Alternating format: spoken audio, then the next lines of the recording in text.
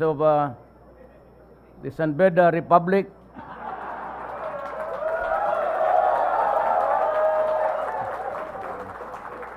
Valued guests, ladies and gentlemen. Nakachamba tayo. Kumbaga sa Bisaya yung nakasabong nakasuso. Well, actually, I'd like to tell you the odyssey of my presidency. Alam mo, wala talaga akong balak maging presidente. But early on, President Ramos went to Davao and sought an audience with me, together with Paul Dominguez and Jesus Dureza. And it was there he said that it is high time that Mindanao would have its president ever. I was giving him excuses. Alam mo naman si Presidente. And he would just say, shut up, you listen to me. And another offering of apology na, sir, hindi mo talaga ako pwede dyan. Small time na mayor lang tayo. And he would just say, I came here to Davao to talk to you, not to talk to me. So you listen. So, well, time passed. And there was a lot of movement, maliliit lang, galing sa Cebu, but mostly Visayan, and a little bit of following sa Manila, Luzon. Alam mo, wala talaga akong makinarya. I would not want to belittle PDP, but it was a moribund party until I came. Wala namang wala masyadong tao, and we had to revive it. But I said, going back earlier, alam mo, since the time nag-usap kami ni Presidente, up to the time when they were presenting their platforms of government, yung tatlong kandidato pagka-presidente never talked or mentioned anything about Mindanao. Sabi ko, ang pinaka-problema ng Pilipinas, hindi nga itong droga ito, 24 oras, patayin mo lahat, tapos na yan. Ang Mindanao, because it spells territory. And you know, the president is the president. Alam niya, kaya pumunta siya sa akin na what's going to happen to Mindanao. There's a war going on. There might be a lull kasi huminto tayo. We're talking to Murad. And back-channeling kami ni Presidente kay Nur Miswari. We have the number of Nur. We can get to talk to him. Pero walang sa tatlo na may platform about Mindanao. Remember that Murad said, I will go to war if there is no BBL. Pakahirap yan. And true enough, wala talaga ang BBL. But sabi ko early on, madelikado to. Ano ba trying to find out kung ano ba ang mangyari sa Pilipinas. But still, during the filing of the certificate of candidacy, I did not file anything. It was not until after I was substituted sa deadline, sa last day pa, because there were really the urgings now of what will happen to the country.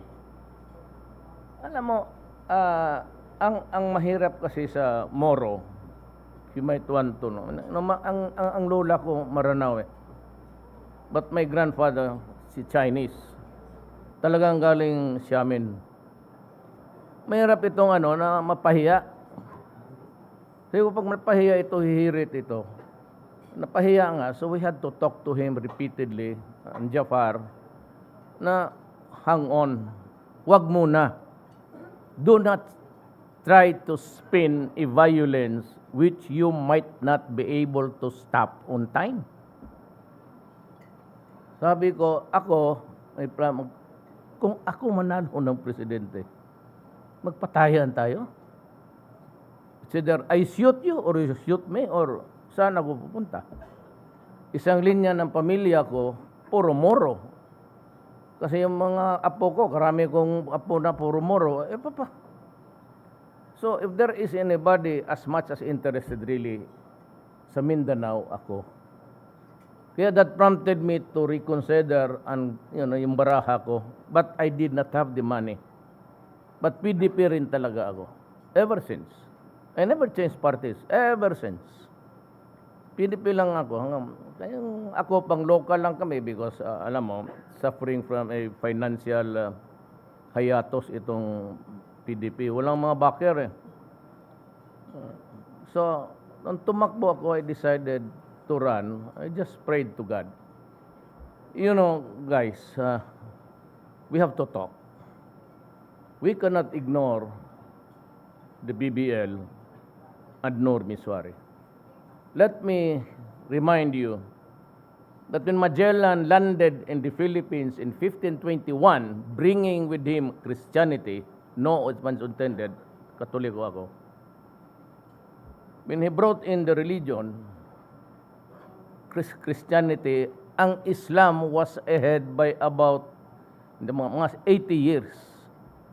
According to the archives ng Malaysia. Binabasa na.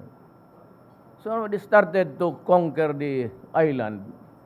Naturally, they met the stiffest resistance sa Mindanao kasi may poste na doon. Nakapasok na ang Islam. And the Spaniards want to conquer the island and subjugated people there sa Christianity. Yung iba, nanalo sila, but most of the the early fighters lumaban talaga. So it resulted in so many killings and massacre. Yan ang nakadiferensya. So it is historical that unless we address the historical injustice committed against the Moro people, there will never be peace in Mindanao. Ang last card dyan is pumayag na lang sila kung wala ng iba, federal. That is why I ran, ang centerpiece ko talaga was federalism. Yan ang inihingi ni Miswari, parang pinaka-areglo na lang. Kung hindi pa yan lulusot sa 6 years ko, believe me, mahirapan na kayo. Hindi ko naman sinasabi na because may dugo akong Maranao, I could just go there anytime and I can enter Mindanao kung through the back door to the front gate because I have the goodwill and the filial feelings of the people there. Yan ang walang kandidato no. Kaya ako natatakot, sabi ko, pagka pumutok to another round of violence.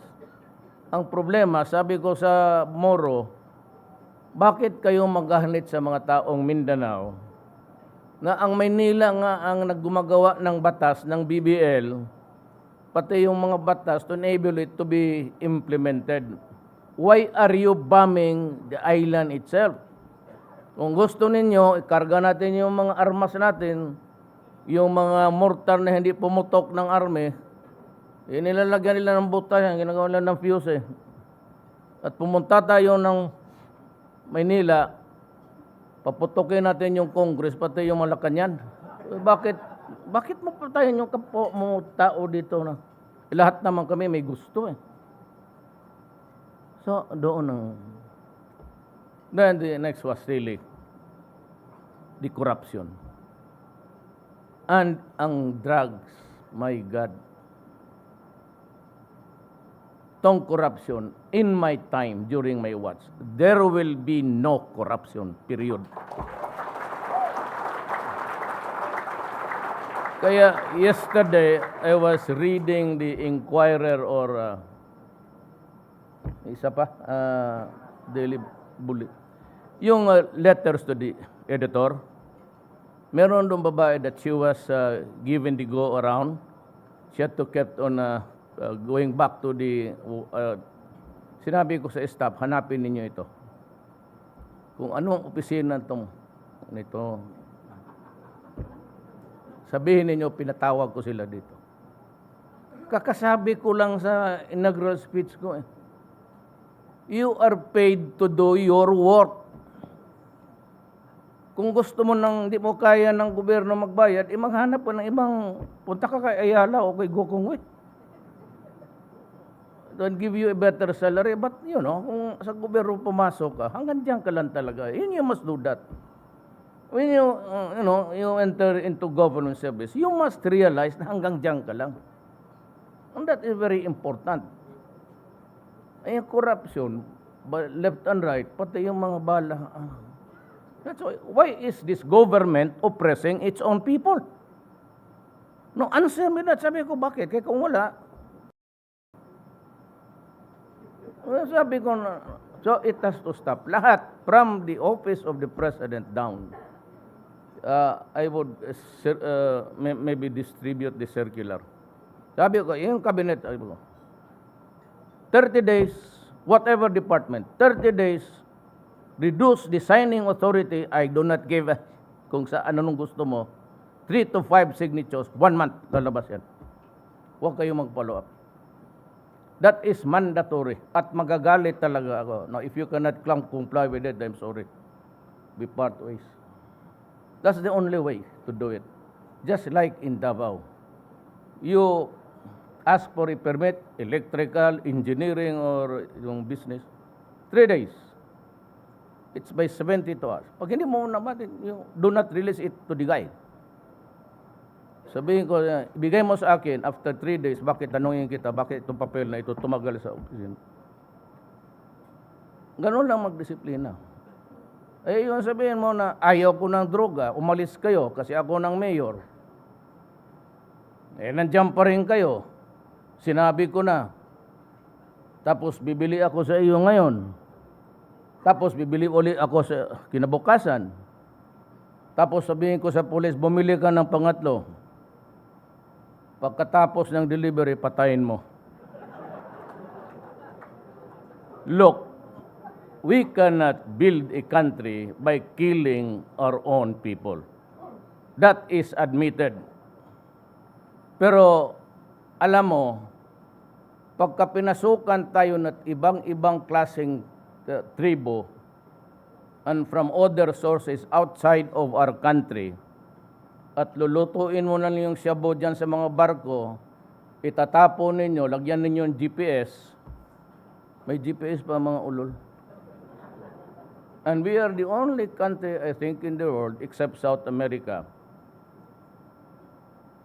na doon yung shabu niluluto mismo sa National Penitentiary. Kaya ko nga hinuli, binuhay ko itong para walang masabi yung babae dyan, sige, salita.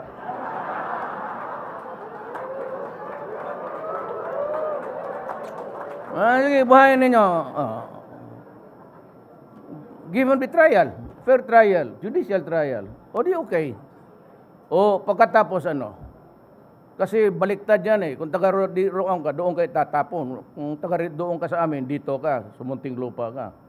O pagdating dyan, ang ginawa ng nagluto pa rin ng shabu.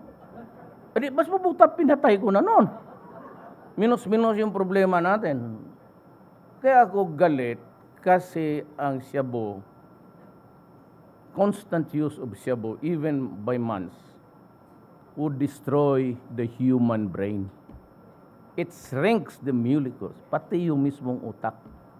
Actually, sabi ng forensic sa Mexico, because they're starting to do meth, kasi mahal yung heroin ngayon, pati mura na nga dito eh. Mabuti pa yung mga sapapis. Because marijuana, heroin, cocaine, they're grown naturally. Wala masyadong chemicals. Itong shabu, ang tubig na luluto niya, yung tubig sa baterya ng sakyanan. Para may starter dyan sa loob, no? Kaya naging loko-loko. Remember I am not defending the police. Nandiyan ako sa gitna. It's just pushing for it. Kasi you are putting my country in peril. Kakabibay ko lang ng libro si Ion Garit, but it's there on the table. It's sold online. bilhin ninyo. Pagkatapos ninyong